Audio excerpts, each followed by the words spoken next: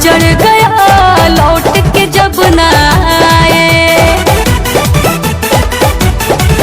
अरे याद करो उन वीरों को जिसने प्राण गवाए, कितनों का घर उजड़ गया लौट के जब न आए।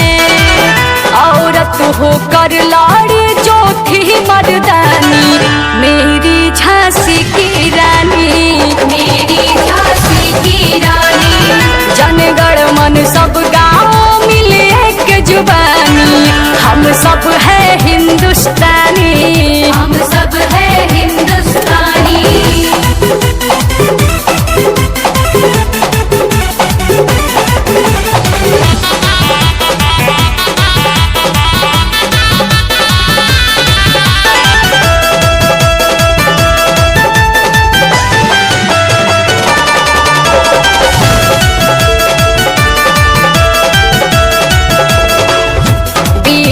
भगत सिंह चंद्रशेखर आजाद जी, बोस सुभाष चंद्र भी थे सरताज जी।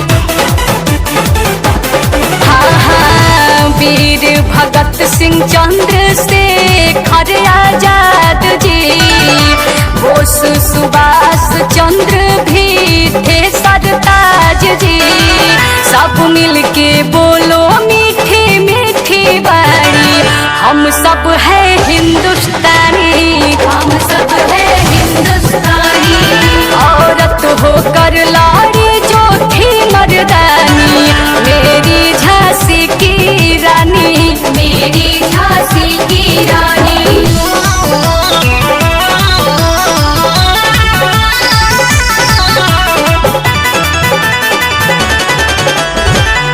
मोहिनी शुभम कहते हैं भाव को गुणगान में, शीश झुकाओ सब तिरंगे के सम्मान में। हाँ, मोहिनी शुभम कहते हैं भाव को गुणगान में, शीश झुकाओ सब तिरंगे के सम्मान में। जय हिंद जय भारत जय जय भवानी, हम सब है